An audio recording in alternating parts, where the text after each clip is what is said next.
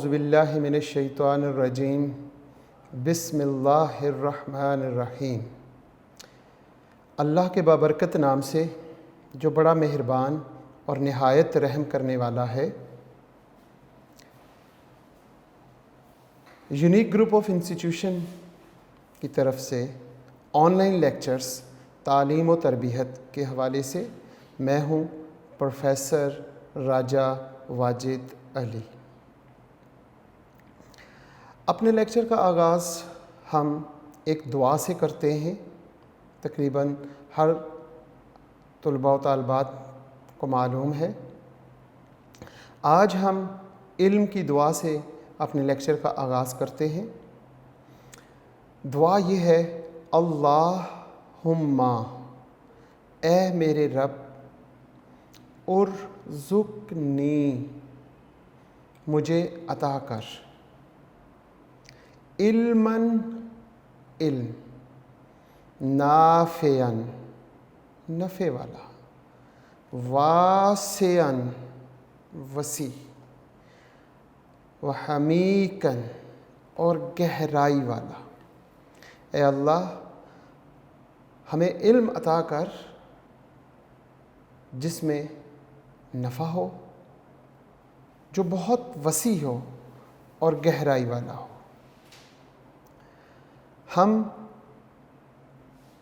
तलाश करते हैं इल्म को किताबों में, लाइब्रेरीज़ में, और आजकल जो एक एडवांस हमारे पास टूल है गूगल, लेकिन इल्म यहाँ कहीं नहीं है। अल्लाह ने इल्म को दो चीज़ों में छुपा के रखा है। वो दो चीज़ें क्या हैं? एक सफ़र, आप सफ़र करें इल्म के लिए, और दूसरा भूख, भूख बर्दाश्त करें और वो इल्म के लिए। तो फिर आपके पास ऐसा इल्म आएगा जो बाअमल होगा। पहली और अच्छी बात, इल्म के लिए सफ़र और भूख, क्योंकि अल्लाह ने इल्म को इसमें छुपा के रखा है। और नंबर 2, दूसरी अहम बात जो इससे पहले भी हम डिस्कस कर चुके हैं, कामयाबी। हम आज हर इंसान कामयाब होना चाहता है, और कामयाबी कहाँ है?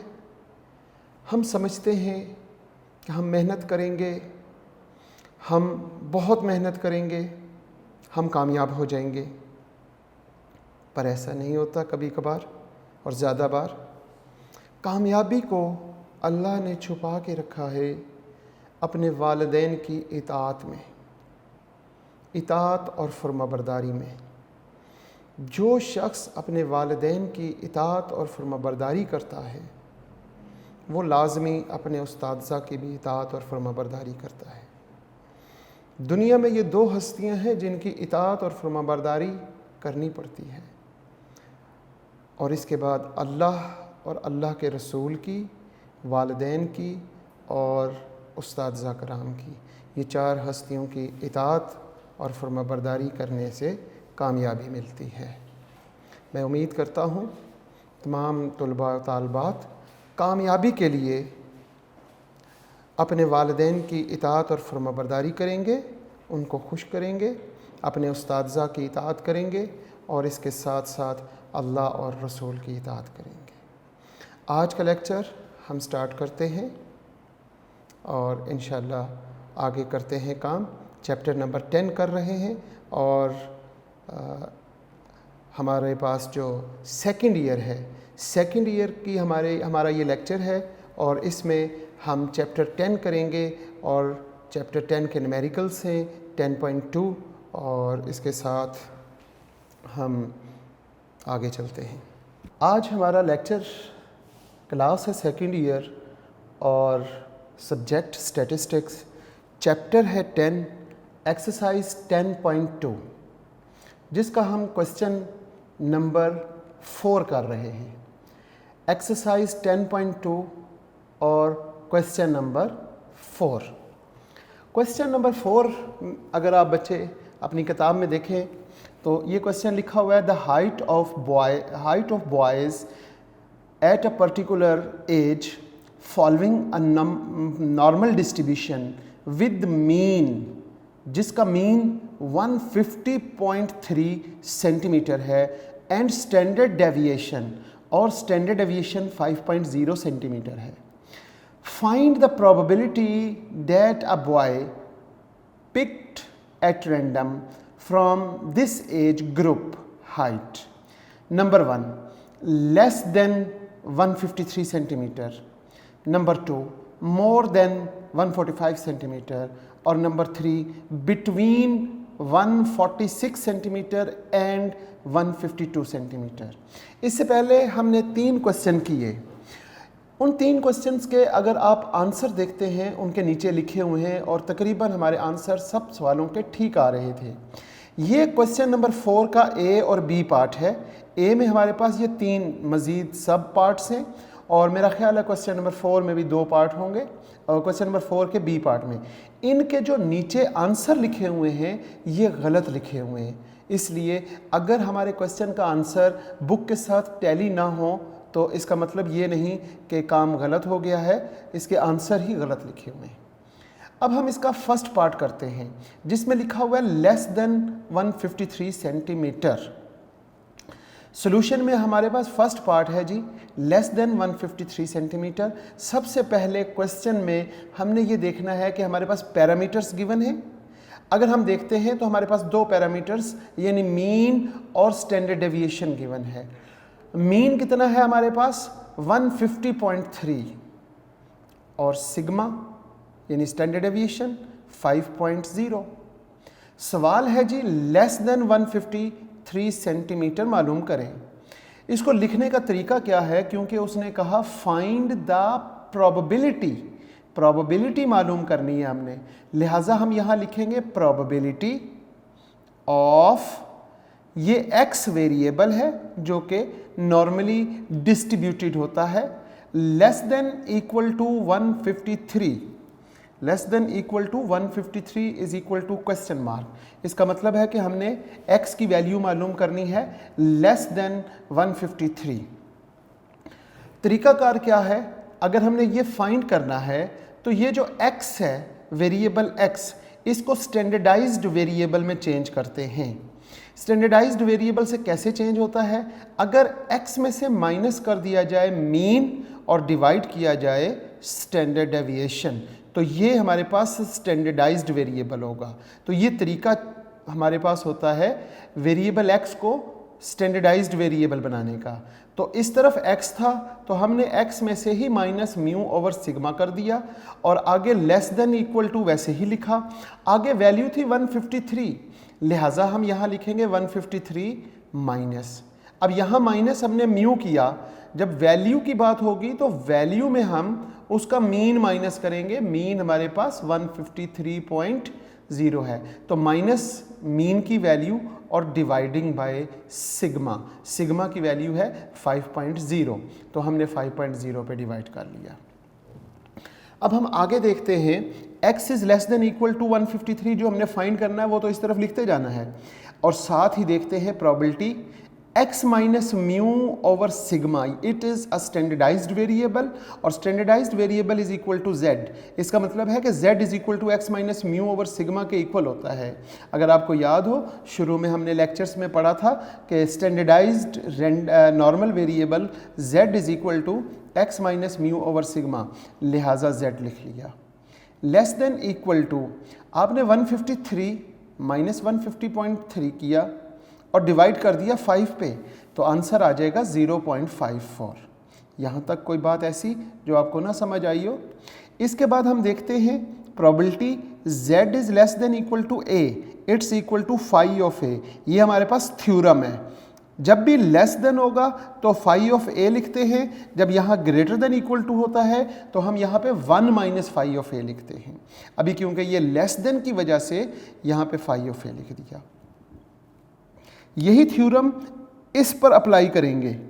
जब हम इस पे अप्लाई करते हैं तो प्रोबेबिलिटी z लेस देन 0.54 इसकी जगह पे हम लिखेंगे फाई ऑफ 0.54। जब ये फाई आ जाता है तो अजीज़ तुलबा व तालबात, आपको मालूम है पेज नंबर 292 आपकी किताब के एंड पे टेबल नंबर 9 है और पेज नंबर 292 है। उस पे जब आप जाके वैल्यू देखेंगे 0.54 को, तो पहले पेज पे सारी वैल्यूज़ माइनस की हैं, दूसरे पेज पे कुछ वैल्यूज़ माइनस की हैं, -1.4 से शुरू होकर -0 तक, और उसके बाद 0.1, 0.2, 0.3 और 0.5।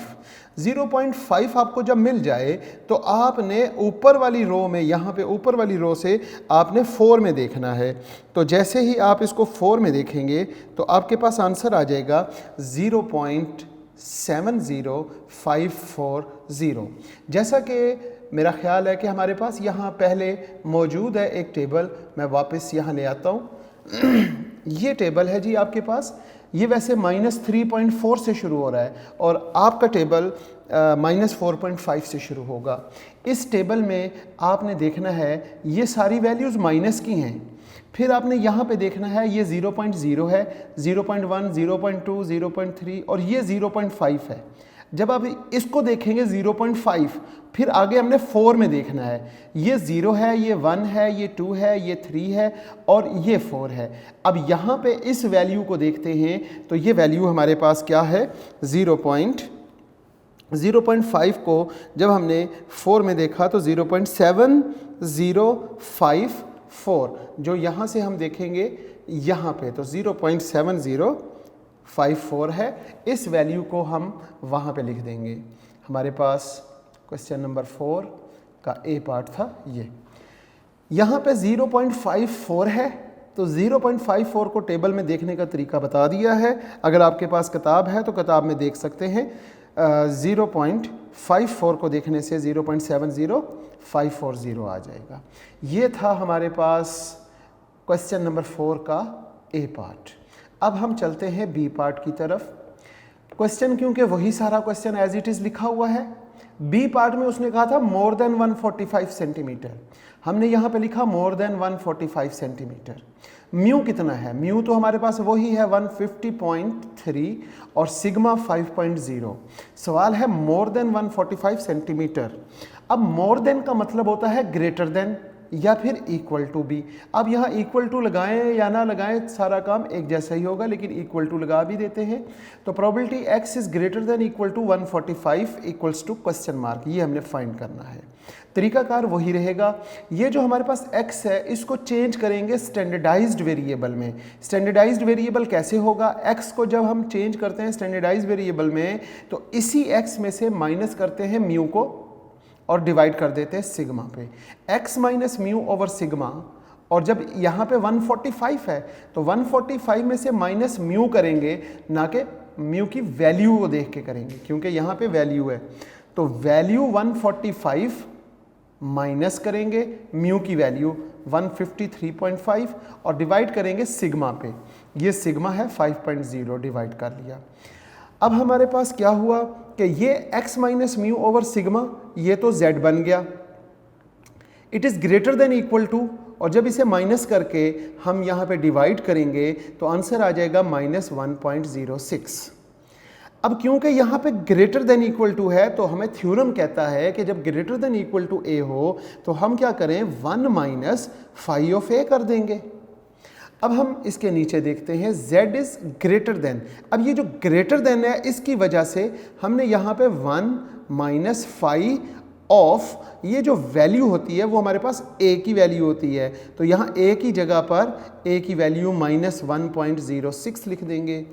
अब -1.06 को अब टेबल पे जाके देखेंगे, पेज नंबर 292 पर टेबल नंबर 9 है और पहले पेज पर सारी वैल्यूज़ माइनस की हैं, लेकिन ये वैल्यू आपके पास -1.06, ये आपको पेज नंबर 293 पे मिलेगी।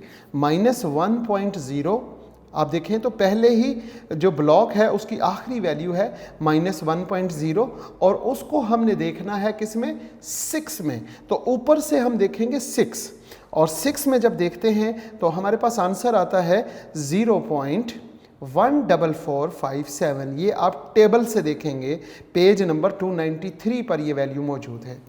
अब आपके पास ये वैल्यू जो टेबल से देखी उसको आपने क्या करना है, 1 से माइनस कर देना है। 1 माइनस 0.14457 और आंसर आपके पास आ जाएगा 0.85543। और जब आप इसका आंसर टैली करेंगे अपने क्वेश्चन के जो बुक में आंसर दिया हुआ है, वो आंसर इस आंसर के साथ टैली नहीं होगा। उसकी वजह क्या है, इसका आंसर बुक में गलत लिखा हुआ है। इसके बाद हम बात करते हैं इसके सी पार्ट की।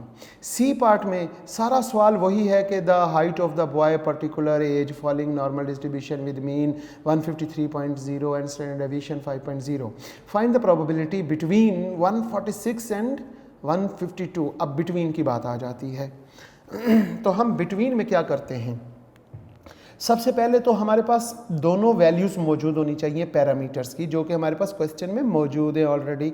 153 पे 155 के बाद 0 भी लगा दीजिएगा, 150.3 और सिग्मा 5.0। आगे क्योंकि हमने 150 ही लिखा हुआ है, यहाँ पे 0 किसी तरह डिलीट हो गया है, तो 150 आपने लिखना है। जब ये नोट्स लिख बना रहे हैं तो यहाँ पे म्यू की वैल्यू जो है वो यहाँ से देखते हुए 150.3 लिख लिया और sigma 5.0। Between 146 centimetre and 153 centimetre मालूम करना है। लिखने का तरीका क्या है, प्रोबेबिलिटी मालूम करनी है किसकी, 146 less than equal to x less than equal to 152। Between का लिखने का तरीका ये है, is equal to question mark, जो कि हमने फाइंड करना है। अब हम देखते हैं 146 है तो इसमें से इसकी मीन की वैल्यू माइनस करेंगे। ये मीन यहाँ क्योंकि गलत लिख दिया गया था, 15 0 डिलीट हो गया है, तो 150.3 माइनस किया और डिवाइड 5.0 पे किया। यहाँ पे दरमियान में x है तो x में से भी माइनस म्यू और सिग्मा पर डिवाइड कर लिया। आगे देखते हैं 152 है तो 152 में से भी माइनस करेंगे 150.3 जो इसका मीन है और डिवाइड 5.0 पे कर देंगे। इसका मतलब हमारे पास यहाँ पे बिटवीन में हमारे पास दो वैल्यूज़ थी, 146 और 152। हमने 146 और 152 को माइनस किया म्यू से और साथ x को भी माइनस किया म्यू से। x में लिखेंगे x माइनस म्यू और 146 minus value of mu, 152 minus value of mu और डिवाइडिंग बाय तीनों को सिग्मा पे करेंगे। x माइनस म्यू के नीचे सिग्मा लिख देंगे और यहाँ पे 5.0 मेरा ख्याल है ये सारे बच्चों को समझ आ चुका होगा। अब आपने जब इसको कैलकुलेट किया तो आंसर आ गया -0.86 less than equal to z less than equal to, जब आपने यहाँ पे माइनस किया और डिवाइड 5.0 पे किया तो आंसर आ जाएगा 0.34। अब हमारे पास थ्योरम है जनाब बिटवीन का, a less than equal to z less than equal to b। तो इक्वल्स टू इसका थ्योरम या इसका फार्मूला क्या होता है कि जो b वाली वैल्यू होती है उसको पहले लिखते हैं। जो बड़ी a हमेशा स्मॉलेस्ट वैल्यू होगी और b इज़ द बिगेस्ट या ग्रेटेस्ट वैल्यू है, तो ग्रेटेस्ट वैल्यू को पहले लिखेंगे, phi of b minus phi of a। ये इसके थ्योरम है। इस थ्योरम को फॉलो करते हुए हम यहाँ पर क्या अप्लाई करेंगे, अब यहाँ पे देखें ये छोटी वैल्यू है और ये बड़ी वैल्यू है, तो बड़ी वैल्यू को पहले लिखेंगे फाई ऑफ 3.4 और फिर लिखेंगे minus phi of smallest value. Smallest value क्योंकि माइनस में है तो माइनस 0.86 लिख लिया। अब ये दोनों वैल्यूज़ हमें टेबल प्रोवाइड करेगा, जो कि आपके पास इम्तिहान में प्रोवाइड किया जाएगा टेबल जनाब। अब आपने टेबल कहाँ पर है, टेबल नंबर 9 है आपकी किताब में, पेज नंबर 292 है और उसके पहले पेज पे सारी वैल्यूज़ पॉजिटिव हैं, दूसरे पेज के मिड से कुछ पहले पेज पे नेगेटिव है और दूसरा पेज जो है 293 आधा पेज माइनस वाली वैल्यूज़ हैं और आधा पेज पे प्लस वाली वैल्यूज़ हैं। ये 0.34 यहीं पे मिलेगा आपको 293 पेज पे। अगर आप साथ साथ बुक को अपने सामने रखें और 293 पेज निकालें और उस पे देखेंगे 0.34। जब आपने यहाँ पे 0.3 देखा आपने Z के कॉलम में और उसको फिर हमने देखना 4 में, तो 4 में हम जब वैल्यू देखते हैं तो वो हमारे पास 0.63307। इसी तरह -0.86 माइनस 0.86 वो भी आपको इसी पेज पे यानी 293 पेज पे मिलेगी। 293 पेज निकाले और उस पे टेबल नंबर 9 होगा और z पहले कॉलम में z लिखा हुआ है, तो नीचे z के देखेंगे माइनस 0.8। तो जब आप यहाँ से देखेंगे तो यहाँ से आपके पास 5 और 5 वैल्यू के बाद 6, 7वीं वैल्यू माइनस 0.8 है z के कॉलम में, और उसको देखना है 6। तो आपने आगे 6 का कॉलम देखना है और वो आपका तकरीबन 7th का कॉलम बनेगा, 7th क्योंकि एक 0 भी है, तो वो आपके पास वैल्यू आ जाएगी 1.19.489। फिर आपने क्या करना है, सिंपल सा काम है जनाब, आपने इन दोनों को माइनस करना है। तो बिटवीन 146 और 152 आपके पास आंसर आ गया और आंसर 0.43818 है। और ये आंसर भी आपका बुक के साथ टैली नहीं होगा क्योंकि बुक में इसका आंसर गलत लिखा हुआ है।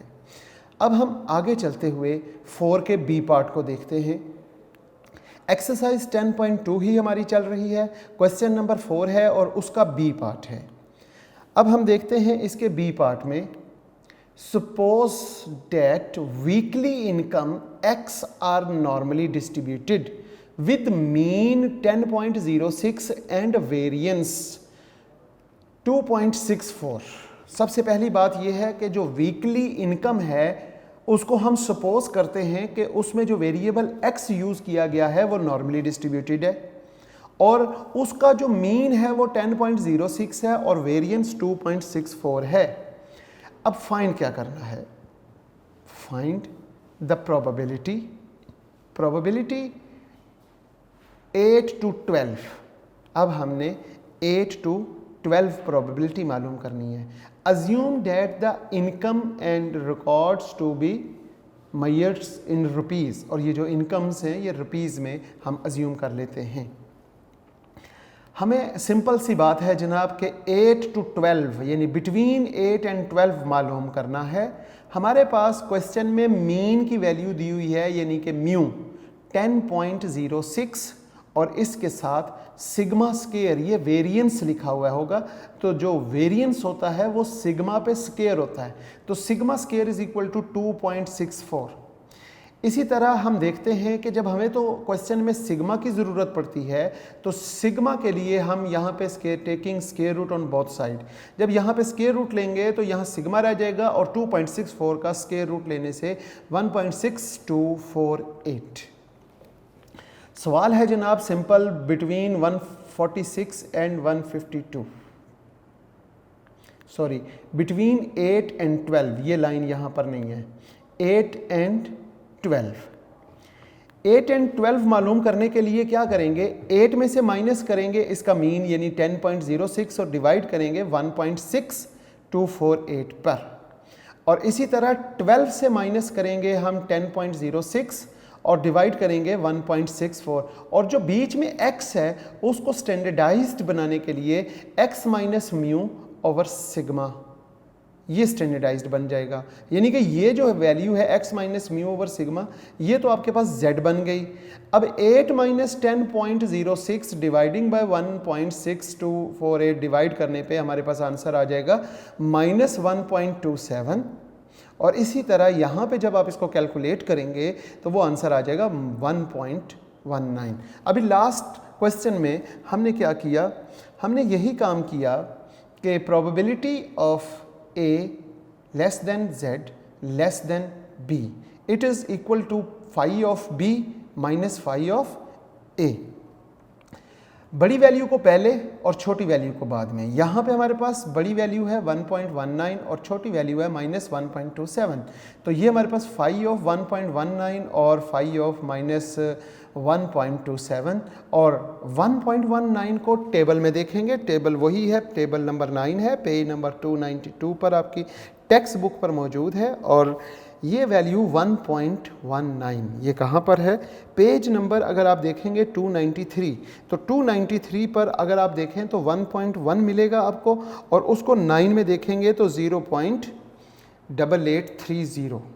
इसी तरीके से -1.27 को भी इसी टेबल में देखेंगे और इसी पेज पे आपको मिलेगा -1.2। आपको तकरीबन ऊपर से तीसरी रो में -1.2 मिलेगा और उसको 7th कॉलम में देखेंगे, ऊपर से 7 लिखा हो वो 8th कॉलम बनता है और वहाँ पे वैल्यू है 0.10204, तो हमने 1020 लिख लिया। इन दोनों को अगर हम माइनस कर दें तो प्रोबेबिलिटी आ जाएगी 8 to 12, 0.781। यहाँ पे ये बिटवीन 146 एंड 152 किसी दूसरी का जो है वो आ गया।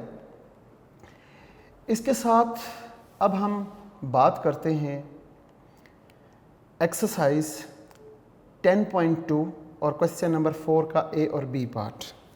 यहाँ तक जो हमारे पहले 4 सवाल थे वो एक ही टाइप के थे, एक ही तरह के थे। अगर आपको याद हो तो क्वेश्चन नंबर 1 से लेके क्वेश्चन नंबर 4 तक हमने तकरीबन सारे के सारे ये क्वेश्चंस हमने सॉल्व किए और वो टाइप कौन सी थी हमारे पास, ये रूल था, ये थ्योरम्स थे हमारे पास, जिसमें लेस देन पूछ लेगा, ग्रेटर देन पूछ लेगा या बिटवीन पूछ लेगा। इन 3 बातों के अलावा हमने पहले 4 सवालों में कुछ नहीं किया। मैंने इससे पहले भी आपसे जिक्र किया था कि हमारे पास यहाँ पे जो नॉर्मल डिस्ट्रीब्यूशन है इसमें तकरीबन 3 टॉपिक हैं।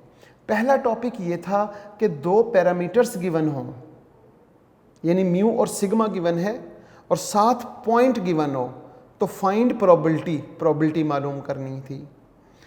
अब हमारे पास पैरामीटर गिवन होगा क्वेश्चन नंबर 5 से ऑनवर्ड। अब जो नेक्स्ट 4 क्वेश्चन है, यानी question number 5, question number 6, question number 7, question number 8, फिर क्वेश्चन नंबर 4 तक तो एक टाइप थी। और ये टाइप कौन सी थी हमारी? ये टाइप हमारी थी कि इसमें हमारे पास पैरामीटर्स गिवन थे म्यू और सिग्मा, और इसके साथ पॉइंट गिवन था और हमने फाइंड करना था प्रोबेबिलिटी को। अब क्वेश्चन नंबर 4 के बाद यानी 5, question number 5, question number 6, question number 7 और क्वेश्चन नंबर 8, ये जो नेक्स्ट 4 क्वेश्चन है ये हमारी दूसरी टाइप है। और दूसरी टाइप जो है उसमें क्या है? उसमें पैरामीटर्स गिवन है, यानी कि ये जो म्यू और सिग्मा है, म्यू और सिग्मा गिवन होंगे और इसके साथ ये जो प्रोबेबिलिटी हम मालूम करते हैं, ये जो 0.4388 जो प्रोबेबिलिटी मालूम करते हैं ये भी वो गिवन देगा। अब आपके पास ये पैरामीटर्स गिवन होंगे और इसके साथ आपको प्रोबेबिलिटी जो हमारा आंसर होता था, अब वो अगले 4 सवालों में वो ये दे दिया करेगा। और ये 2 पॉइंट्स यानी 146 और 152 ये मालूम करें जब वो 2 पॉइंट्स कहेगा। अगर इस तरह का क्वेश्चन हो, यानी कि ये जो हमारा क्वेश्चन नंबर 4 का ए पार्ट था, इसमें पैरामीटर्स गिवन होंगे। अब जो क्वेश्चन नंबर 5 से ऑनवर्ड हम दूसरा टॉपिक करेंगे उसमें ये दोनों पैरामीटर्स गिवन होंगे और साथ ये प्रोबेबिलिटी भी गिवन होगी। अब ये प्रोबेबिलिटी भी गिवन है तो मालूम क्या करना है? मालूम ये पॉइंट करना है कि ये वाला पॉइंट मालूम करें। तो दूसरा टॉपिक हमारा ये है कि पैरामीटर्स गिवन हो, प्रोबेबिलिटी गिवन है और पॉइंट्स मालूम करना है। पहला टॉपिक क्या था? पैरामीटर्स गिवन है, 7 पॉइंट गिवन है, 145 से ग्रेटर देन या 145 से लेस देन या बिटवीन, पॉइंट्स गिवन थे और प्रोबेबिलिटी, ये वाली प्रोबेबिलिटी हमने मालूम की। अब इससे आगे आने वाला जो टॉपिक है वो उसमें ये प्रोबेबिलिटी की वैल्यू गिवन होगी, पैरामीटर्स गिवन होंगे और इसके साथ फाइंड क्या करना है? ये प्रोबेबिलिटी पॉइंट मालूम करना है। उम्मीद करता हूँ कि बच्चों को आज का लेक्चर समझ आया होगा और इंशाल्लाह नेक्स्ट टॉपिक के साथ हम नेक्स्ट लेक्चर में मिलेंगे जो क्वेश्चन नंबर 5 टू ऑनवर्ड चलता है। और इस दुआ के साथ इस लेक्चर का इख्तिताम करते हैं कि अल्लाह ताला तमाम अज़ीज़ तलबा व तालबात सदा सलामत रहें, खुश रहें और सेहत वाली ज़िंदगी मिले। इसके साथ साथ वालदैन का साया ता क़यामत कायम रहे और जब ख़ात्मा हो तो बिल ईमान पे हो। शुक्रिया। अल्लाह हाफ़िज़।